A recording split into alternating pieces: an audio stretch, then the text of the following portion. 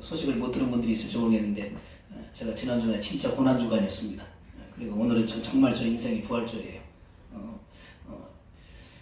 주일날 예배 끝나고 행사가 있어가지고 잘 마치고 집에 돌아오는데 집에서 잠을 자는데 도저히 잠을 잘 수가 없어요. 가슴이 너무 조여가지고 그래서 저 이제 체한 줄 알고 손을 다 10개를 다 땄는데 좀 풀리더라고요. 그래서 다시 누우려고 잠을 자는데 다시 또 이제 막 쪼여와요. 그래서 안 되겠다 해가지고 일어나서 화장실에 가서 또 손을 넣어가지고 이제 토해내려고 손을 한 2번이나 집어넣었어요. 노엘이가 옆에 있었으니까. 근데 토해냈는데 이게 나오지도 않아요. 그리고 이제 화장실 끝나고 난 다음에 거실에 딱 앉아가지고 가만히 있는데 막 여기서 식은땀이 막 주르륵 흐르고 그 다음에 막 가슴 막 조여오고 그리고 얼굴이 좀 창백해지고 그래서 사모님 뒤에 있다가 도저히 안 되겠다고 119 불러야 된다고 해서 119 불려가지고 119에 실려가가지고 제가 중환자실 이틀 있다가 그 다음에 이제 일반 병동 3일 있다가 제가 이제 퇴원해서 지금 이제 이 자리에 서 있는 거거든요. 의사가 조금만 늦었으면 이제 이러고 빠이빠이 안 볼 뻔했는데 그래도 하나님께서 기회를 주셔가지고 제가 이 자리에 섰습니다. 그래서 아침부터 제가 눈물을 흘리는 것은 너무 감사의 눈물이기도 하고 또 마음속에 이게 좀 뭐랄까 추려지지 않는 그런 마음이 있어가지고 좀 생각되는 그런 부분인데 오늘 그 말씀은 저의 인생에 있어서는 이게 지난주간은 고난주간이지만 제 인생도 똑같이 부활주의구나 하는 생각이 들어가지고 스텐트 시술을 하고 난 다음에 지금 아주 많이 편해졌습니다. 그리고 약을 지금 먹고 있는데 약이 모든 그 혈관들을 갖다 분해하는 그런 작업을 하기 때문에 이게 굉장히 머리가 좀 찌끈찌끈 아파요. 그래가지고 뒤에 있는 뒷목이 막 자꾸 쓰니까 너무 좀 피로도 많이 오고 그래가지고 한 일주일 정도 지나가면 괜찮다고 하니까 여러분 좀 기도 많이 해주시고 제가 이제 너무 놀랍게 해드려서 죄송합니다. 뭐 큰 거장 좋은 소식으로 여러분들에게 알려줘야 되는데 제가 여러분들에게 그런 안내문을 좀 보내게 되어가지고 제가 지금 이렇게 지금 서 있는 거 정말 하나님의 은혜인 것 같고 또 여러분들이 그만큼 기도를 좀 많이 해주셔서 좀 이렇게 얻어지는 그런 은혜가 아닌가 생각을 해봅니다. 제가 이제 건강관리 잘하겠습니다. 뭐 다른 원인 갖고 그런 게 아니고요. 그 콜레스테롤이 너무 많아가지고 이게 혈관을 좀 막고 있는 게 많아서 이것을 분해하는 그런 것들을 제가 이제 몰랐기 때문에 그 전에 이제 건강검진을 할 때는 그거에 대해서는 별로 못 들었거든요.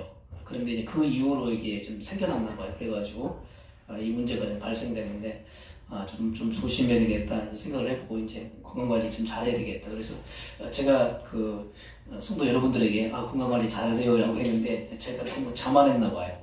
지금도 건강은 굉장히 좋은데 그래도 제가 몰랐던 부분이 그렇게 되어가지고 이런 부분에 대해서 성도님들에게 좀 굉장히 큰 놀램을 전해드려가지고 너무 죄송하기도 하고 그래서 각자 여러분들에게 정말 오늘 이 시간 이후로 우리 주님과의 어떤 깊은 교제를 다시금 시작한다고 한다면 우리 건강도 좀 스스로 좀 책임을 져야 되겠다는 그런 생각도 해보고요. 또 아울러서 여러분 건강관리 좀 잘 하시기를 부탁드립니다. 우리 여러 사람에게 건강관리 잘 합시다. 건강관리 잘 합시다. 여러분 살아있을 때 참 행복하다 그런 생각을 해봐요. 근데 제가 이제요 이 중환자실에서 그렇게 하고 있는데 이제 잠깐 필름이 끊겼다가 켰다가 그런 게 있어요. 그런데 이제 아이들이 이제 그 녹화해야 됐던 영상을 제가 이제 봤는데 그게 보니까 시간이 한 40분 정도 시술하는 시간이 40분인데 제 느낌으로는 제가 느꼈을 때는 한 10분도 안 되는 것 같아요. 그리고 이제 제가 옆에 있으면서 이제 정신이 왔다 갔다 할 때 그때 보니까 옆에 있는 선생님들이 뭐 하냐면 이게 너무 작은데 이거 큰 것 같은데 이거 아닌 것 같아. 이 소리가 다 들려요 이게 귀에. 그러니까 저는 이제 그 화면을 못 보니까 근데 이제 옆에서 이제 이분들이 하신 얘기 듣고 막 이제 시술하면서 이제 작업을 하고 있는데 그런 과정을 보면서 이게 내 앞에 있는 것들이 아무것도 안 보이니까 그런 부분 속에서 아무것도 모르는 그 순간이지만 그 순간에도 이런 생각이 들어요. 이 죽음이 두렵거나 죽음이 무섭다는 생각이 안 들어요. 왜 그러냐면 우리가 이 시간을 다 끝내면 어디 가죠? 천국 가는 거잖아요. 천국 백성 되는 거니까. 그게 무서운 게 아니고 진짜 무서운 게 뭐냐면 주사바늘이 너무 무서워. 주사바늘. 아침마다 새벽 4시쯤 5시쯤 오면 꼭 다리 쪽으로 해가지고 피를 빼내는데 너무 아파요. 그래가지고 뭐 온 몸에다가 그냥 지금 그 주사바늘이 한두 군데가 아니거든. 계속 빼요. 그래가지고 이렇게 체크하고 저렇게 체크해가지고 그게 너무 무섭더라고. 그래서 주석바늘 찔 때 보면 뭐 하냐면 벌써 얘네들이 숨어요, 그냥. 훌건들이. 그래가지고 그 간호사들이 굉장히 유능한 사람들 아닙니까? 그래도 이제 실력이 있는 사람들이니까 거기 안에 있는 사람들인데도 한두 번 찔린다고요. 이게. 한 번에 끝나는 게 아니고 너무 깊숙하게 숨으니까 다시 또 하고 다시 또 하고. 그런 거 보면서 야 진짜 무서운 건 아픈 게 무서운 거구나, 아픈 게. 그런 생각을 해보았어요. 그래서 살아가는 동안에 아프지도 말아야 되겠다. 그래도 건강하게 있다가 제가 여러분한테 그런 얘기 많이 하잖아요. 한 방에 가시라고. 제가 한 방에 갈 뻔했어요. 그런데 그래도 하나님 앞에 제가 부끄러운 그런 모습은 되지 말아야 되겠다는 그런 생각을 해봅니다. 그래서 하나님 앞에 그래도 칭찬받는 그런 모습으로 좀 살아야 되겠다 그런 생각을 해보고 지금 다시 또 하나님 앞에 기도를 좀 다시 시작을 하고 있어요. 여러분 위해서 기도 많이 해주시길 부탁드립니다. 제가 중환자 있을 때 갑자기 방송에서 이런 소리가 들립니다. 코드 블루 해가면서 이제 방송에 나와요. 이게 뭐냐면 이제 지금 심정지 환자가 생겼다는 거예요. 그러면 어디서 모르겠는데 갑자기 그 전문팀들이 여기서 우수수수 봐요. 그래가지고 거기 있는 환자 옆으로 가고 사람들이 가서 뭐 하냐면 심폐소생술을 해요. 그리고 또 여기 여러분 아시죠? 뭐 응급상황 생기고 나면 가슴에다 해가지고 전기 뭐 충전기 같은 거 촥촥촥 주고 하잖아요. 그렇게 하는 거죠. 옆에서 막 들린단 말이에요. 그러고 보면 저는 지금 살아있잖아요. 그래도 그거 숨 쉬고 있으니까. 근데 저 사람은 저렇게 해가지고 결국 한 분이 가시더라고요. 똑같은 시간인데 어떤 분은 거기에서 가족들 와가지고 가족들이 결정을 해야 돼요. 이제 어떻게 하시겠느냐. 그렇게 결정 나는 분이 있는가 하면 그래도 아직까지 숨 쉬고 이 자리에 있는 게 참 감사한 일이다 그런 생각을 해봅니다. 신앙생활도 어찌 보면 누구나 다 똑같은 마음 가지고 신앙생활을 하는 건 아니잖아요. 여기 자리에 앉아 계신 모든 분들이 똑같은 신앙생활을 하는 게 아니고 각자의 신앙생 패턴도 틀리고 배웠던 환경도 틀리고 또 여러분들이 받았던 교육들도 다 틀리다 보니까 물론 신앙 색깔이 다 달라요. 다양한 신앙생활을 갖고 있는데 그래도 한 가지만큼은 꼭 기억해야 될 것이 오늘 여기 나와 있는 것처럼 주님이 살아났다는 사실을 믿는 겁니다. 그러면 내가 그 다음에 이어지는 것은 무엇이냐면 나도 똑같이 죽으며 다시 살아난다는 것을 나도 믿는 거예요. 근데 이 믿음이 없으면 우리가 신앙생활하고 있는 그런 의미가 사라져요.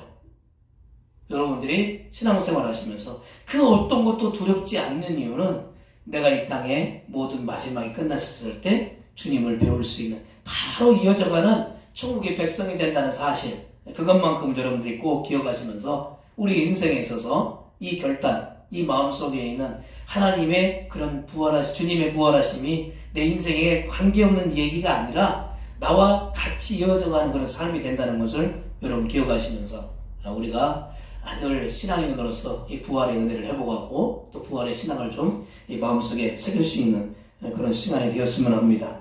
1885년 갑심정변이 일어난 한국 땅에 외국인들이 소망이 없는 황무지라고 이 대한민국을 아주 힘든 곳이라면서 세계 그 어느 곳도 단체도 이 대한민국은 소망이 없다. 황무지 같은 그런 나라라고 그래가지고 원전을 하겠다, 구조를 하겠다, 구호를 하겠다라고 하는 그런 것들을 다 꺼리는 상황이었습니다.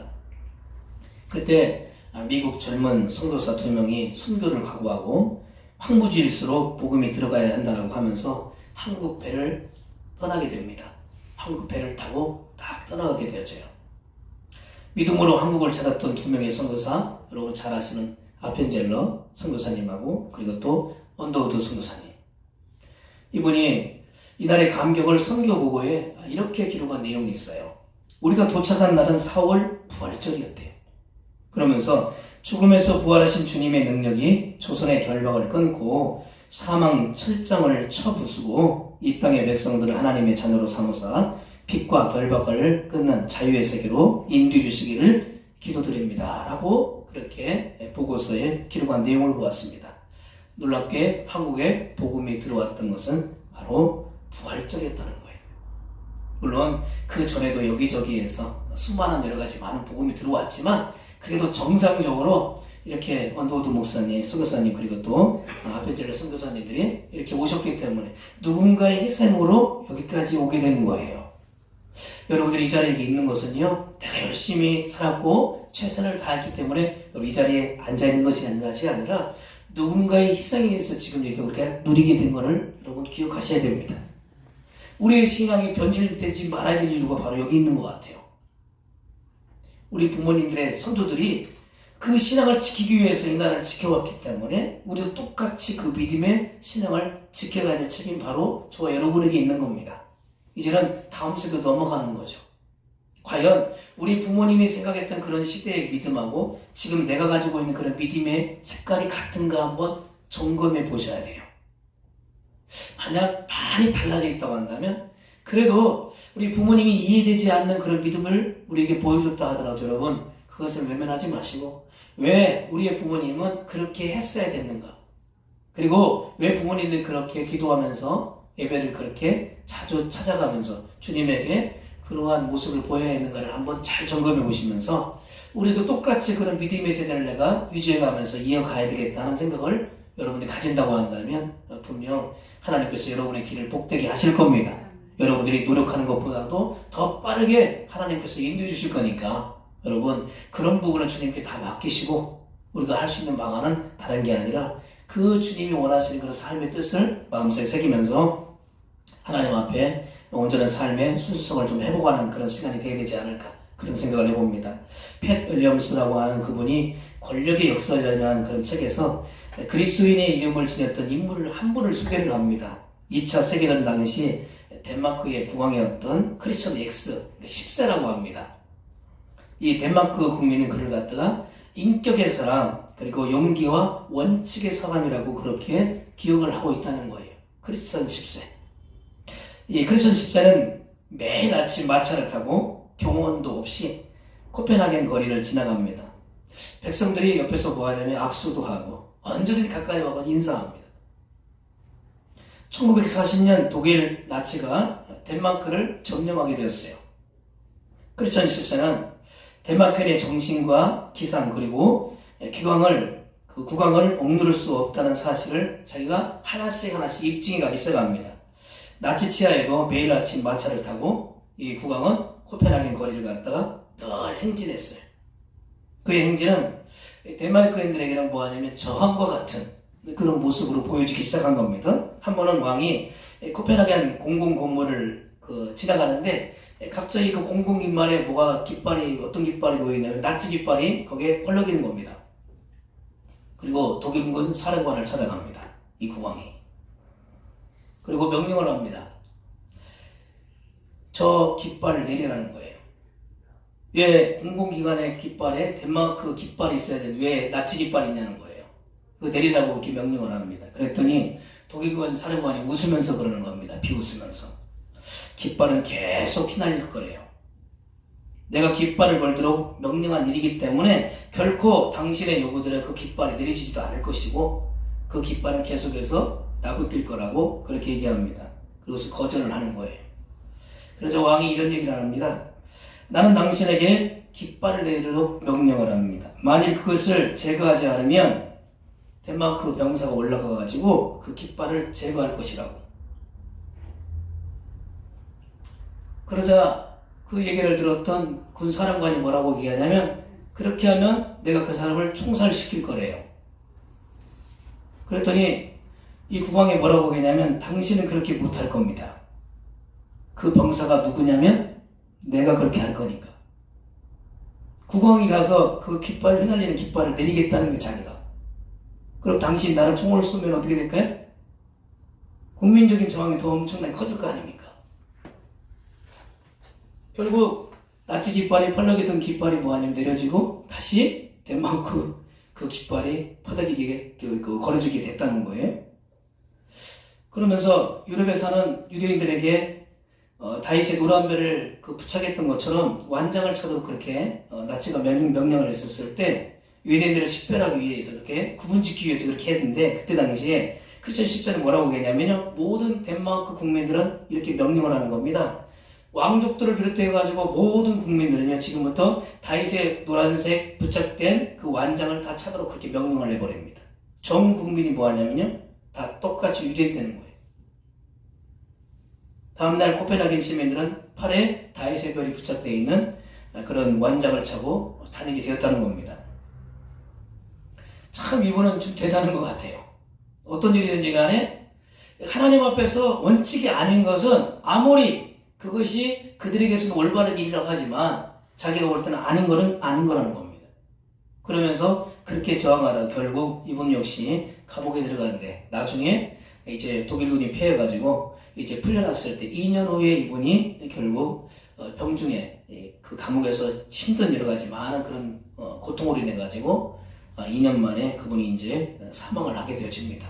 그런데 지금도 이 덴마크 공화 크리스천 10세는요 아직도 덴마크 국민들에게는요 영웅처럼 그렇게 대접을 받고 있다고 얘기하는 것을 보았습니다. 왜 갑자기 내가 크리스천 10세 얘기를 하냐면요, 이분은 정말 크리스천 10세다. 크리스천 말 그대로 그렇게 실천한 사람이구나. 예수님을 믿는 사람들이 주님의 부활을 경험했다고 한다면 그 다음부터 삶의 자세가 그렇게 살아야 되는 것이지. 내가 옛날 그 과거에 살았던 그 삶 자체 그대로 살다가는 결국 아무것도 얻지 못한다는 것을 보여주고 있는 그런 내용이기도 합니다.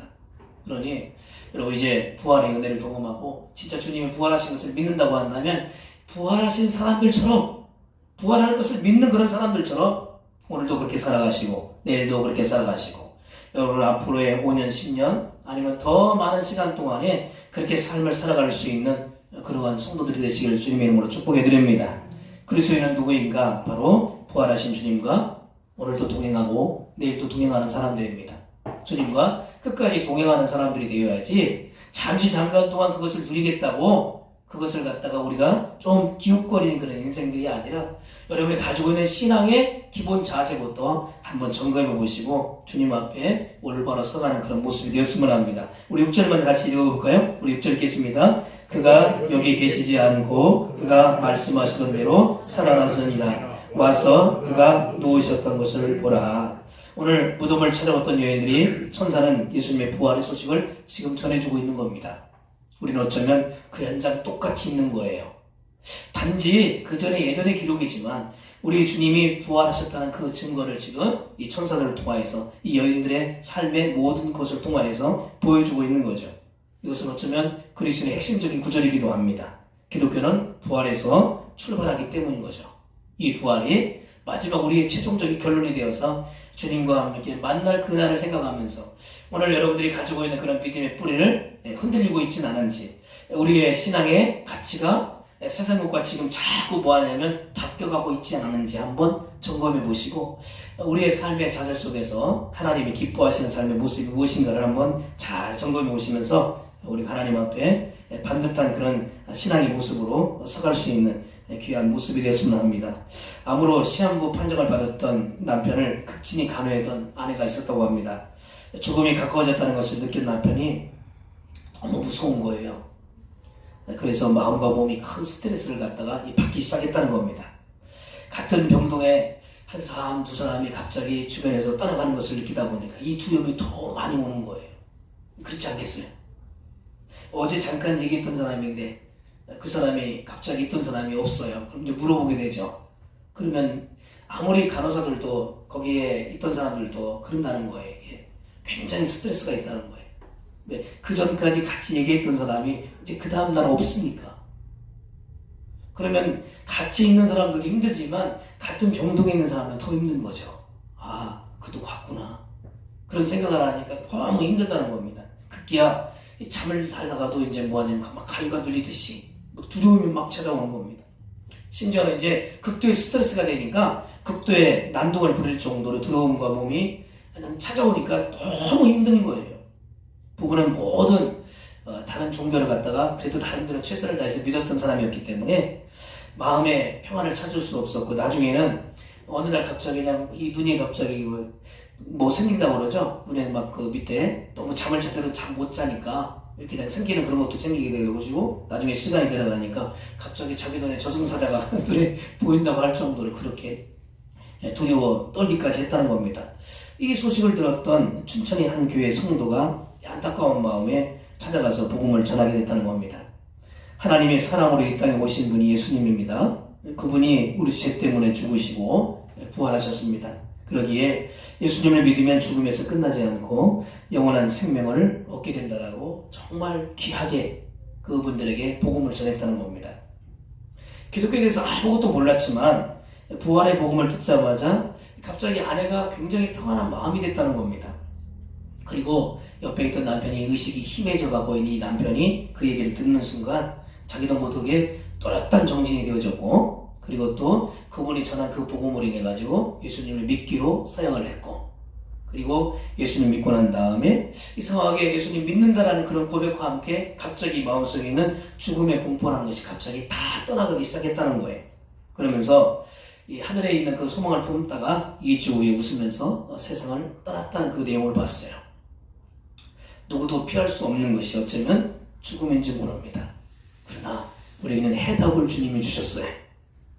그 죽음에서 부활하신 주님이 삶의 모든 것을 보여주신 것처럼 여러분, 그것이 결코 두려운 일이 아니라 어쩌면 바로 이어지는 겁니다. 주님이 언제든지 우리의 삶에 찾아오시면 우리에게 평안함으로 주님을 만날 수 있는 그런 시간을 우리에게 허락하실 거예요. 그러니 우리의 삶 가운데 두려워 떨게 만드는 그런 것들, 공포들 다 주님께서 해결해 주실 것이고, 또 우리가 믿음만 가지고 살아간다고 한다면 그것이 결코 두려운 일이 아니라 오히려 감사하면서 찬송하면서 맞이할 수 있는 그런 일이 되지 않을까, 그런 기대도 해봅니다.